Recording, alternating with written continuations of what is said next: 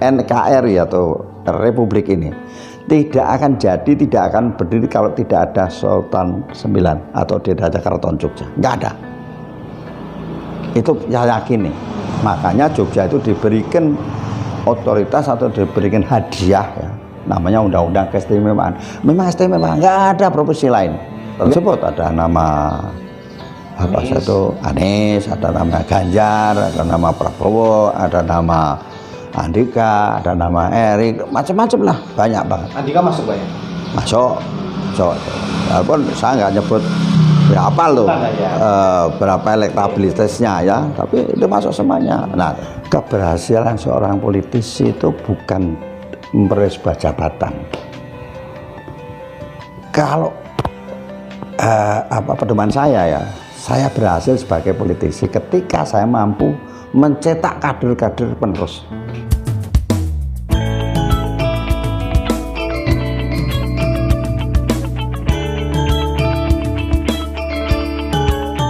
Mbak Bardi, kalau dalam keseharian Mbak Bardi ini sebenarnya seorang Subardi ini mempunyai tokoh idola nggak sih Bang di nasional dan mungkin di dunia luar? Ya adalah, saya berpikir nasional aja ya. Tokoh yang saya idolakan ya satu, Sultan Habibie IX.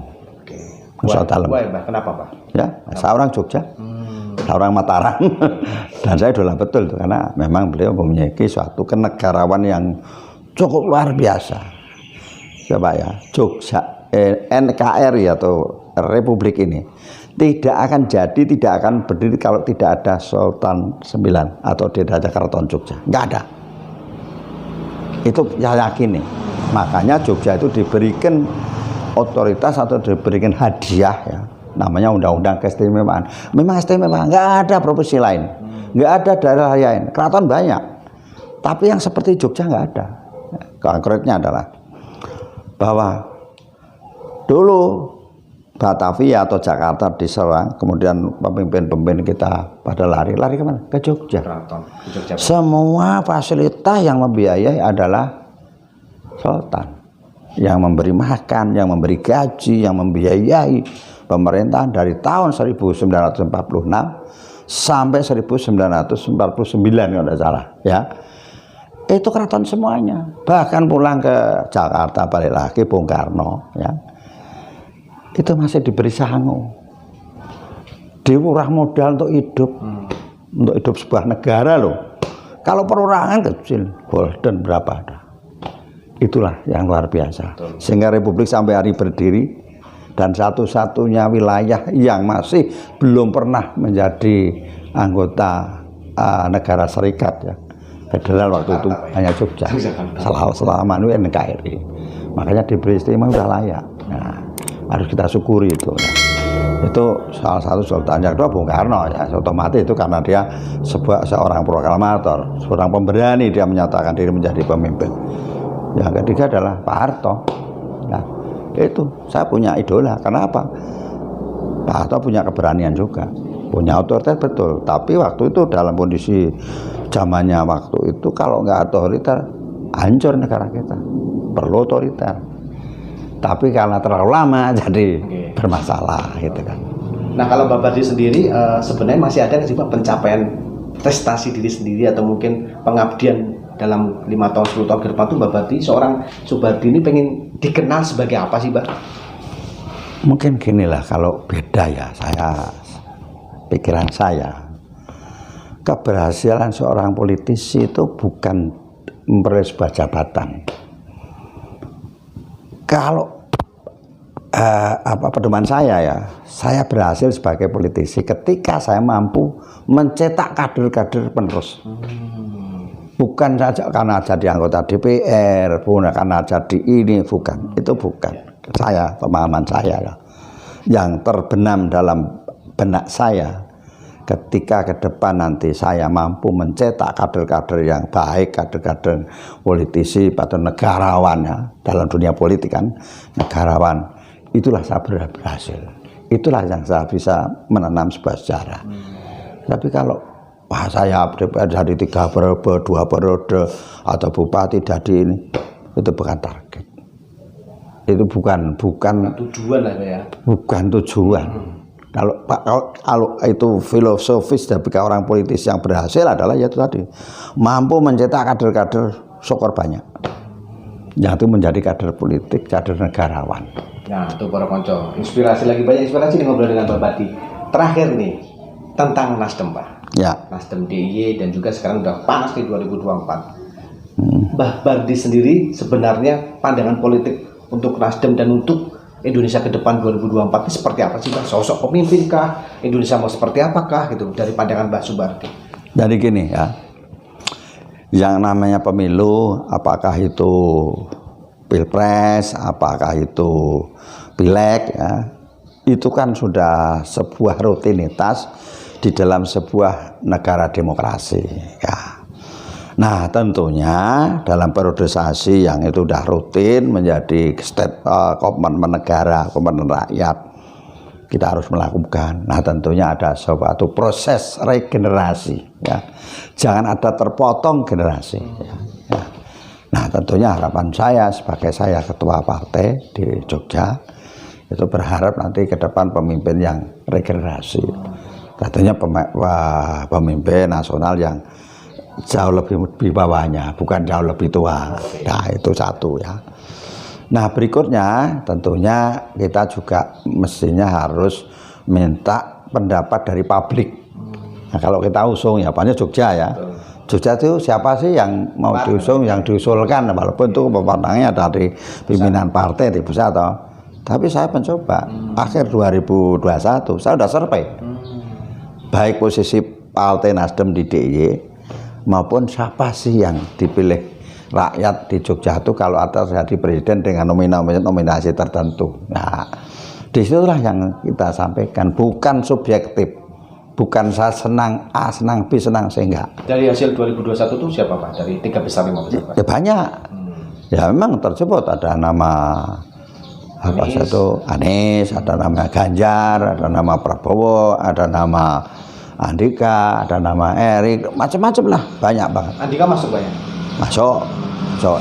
Walaupun saya nggak nyebut berapa loh, berapa elektabilitasnya ya, tapi itu masuk semuanya. Nah tentunya ini menjadi pedoman kita. Nah ketika itu kita udah tahu hasil survei lokal ya, hanya Jogja bukan nasional. Nah, kapasitasnya untuk survei Jogja. Kepentingan partai adalah ketika kalian musuh harus punya sebuah dampak positif terhadap partai kita. Bukan hanya punya presiden, tapi kita harus mengawal di parlemen itu kita punya kursi yang memadai di dalam rangka untuk mengawal eksekutif. Ya. Bukan nanti malah kita udah ngusung presiden, partai kita turun. Nggak mau lah gitu. Nah kita harus punya target, kita ngusung presiden, partai kita naik. Kan gitu kan, artinya perolehan suara harus naik. Jadi memiliki efek domino yang positif. Jangan kita malah turun. Dan itu terbukti nih, Pak, di Partai Nasdem beberapa kali secara lebih dini untuk mengusung tuh dampaknya luar biasa untuk Partai Nasdem. Ya, kalau itu harus kita akui ya, itu bukan Partai Nasdem, itu kepayawian ataupun apa jagonya ketua umum kita. Betul. Kita harus kita akui lah. Selalu memberikan sebuah inovasi terdahulu terdepan. Dan center bukan follower. Ya, tadi akhirnya ya konkret. Betul. Konsisten. Nah, itu yang luar biasa. Kita harus contoh itu. Nah, dan itu kita sebagai orang-orang yang diberikan kepercayaan di daerah, kita jaga itu. Kita ikutin. Seperti kita akan memenang dalam pilkada. Di dalam pilkada kita konsisten, ya. Kita bukan masalah menang, oke, tujuan. Tapi kita harus menjaga marwah partai, ya. Ketika kita taruhlah tidak mempunyai kesempatan, yang penting nama partai yang kita bawa, Partai Nasdem Anti Mahar, itu harus jaga. Jangan asal calon yang nantinya akan mempunyai dampak yang negatif. Jangan. Yang kedua, jangan hanya calon karena ada materi, itu larangan. Kita harus mempunyai keputusan yang punya dampak politis. Yang itu adalah sebenarnya kehendak rakyat, tapi kalah menang bukan masalah. Itu yang utama, ya. Nah, mestinya contoh-contoh yang dilakukan langkah dilakukan atau kebijakan atau putusan dari ketua umum ya harus diimplementasikan di daerah masing-masing dalam pilkada. Itulah. Nah, itu para konco, banyak sekali yang ngobrol kita dengan Mbah Bardi, banyak tentang politik, inspirasi, organisasi, bahkan wira swasta. Tadi beliau juga cerita terakhir kalinya. Apa yang bisa Mbah Bardi sampaikan kepada generasi muda, generasi milenial, generasi Z, generasi ya yang bisa dibilang calon masa depan Indonesia apa, Mbah, untuk organisasi, untuk dalam tanda petik berpolitik praktis, atau untuk dalam tanda petik membangun negeri itu, Pak? Nah, ini memang eranya beda ya. Era saya dengan sekarang jauh. Nggak bisa era saya itu dicontoh ataupun era saya itu diikuti seperti era saya. Harus berubah. Sekarang eranya sudah digital ya. Nah, bagaimana generasi muda kita harus betul-betul menguasai teknologi digital itu, bermain digital dari segala aspek. Nah, sekarang proses berorganisasi kuncinya apa? Sebenarnya kita itu memang diberikan semacam ruang yang luar biasa oleh negara untuk kita diberi kebebasan untuk berserikat, ya, berkumpul, berpendapat. Itu gunakan. Kalau kita tidak bisa fisik dengan virtual, sekarang ada perkembangan yang luar biasa dengan media sosial ya itu kan. Ada Instagram, ada ini. Nah, itulah gunakan di samping kita melek teknologi, melek digital. Nah, kita harus bisa membangun sebuah pendidikan di situ ya, sambil belajar di dalam rangka menyerap ilmu dari kita berkomunikasi itu. Tidak hanya sekedar kita bisa chatting, hanya sekedar chatting. Tapi ada di situ kita mau sekarang ya contoh, kita mau cari informasi tentang apa.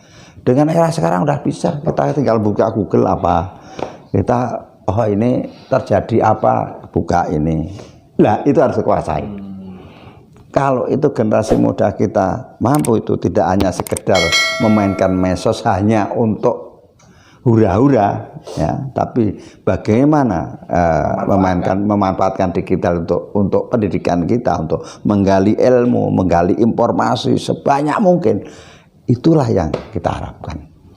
Masa milenial ke depan itu, kader milenial itu. Nah, milenial jangan takut berpolitik juga, Pak ya. Ya. Jangan takut berpolitik juga. Jangan. Ya? Nah, nanti politik akan jalan sendiri. Akan jalan sendiri. Politik kita, terjun politik itu tidak harus saya jadi anggota DPR, tidak. Saya harus jadi bupati, tidak. Tapi bagaimana melakukan sebuah gerakan ataupun kegiatan yang itu menyangkut dengan kekuasaan, itu sudah namanya politik. Nah, menjadi pengurus partai, menjadi ahli, ya, pakar di dunia, itu kan politik dah, ya kan? Tidak harus kok punya target. Wah, kalau politik harus jadi DPR, sudah ada harus jadi bupati, gubernur, presiden, menteri, bukan itu. Itu bukan tujuan. Tapi memahami bagaimana proses bernegara, bagaimana sebagai kewajiban kita berbangsa dan bernegara, bermasyarakat, itu aja. Mempertahankan harkat martabat negara kita, NKRI ini. Itu yang penting. Kuncinya, Pak ya? Ya, kuncinya itu. Nah, itu tadi para konco ngobrol kita dengan Mbah Bardi atau Pak Subardi yang dikenal murah senyum. Dan juga beliau ini kalau orang Jogja taunya PSS. Kalau kita ketik di Google, Subardi itu masih melekat PSS-nya. Sekarang beliau anggota DPR. Terima kasih atas kesempatannya kita sinau bareng dengan Mbah Bardi. Jangan lupa subscribe, komen, like, and share di Belakang TV, belak-belakan kontroversi. Terima kasih, Mbah. Assalamualaikum warahmatullahi wabarakatuh. Waalaikumsalam warahmatullahi wabarakatuh.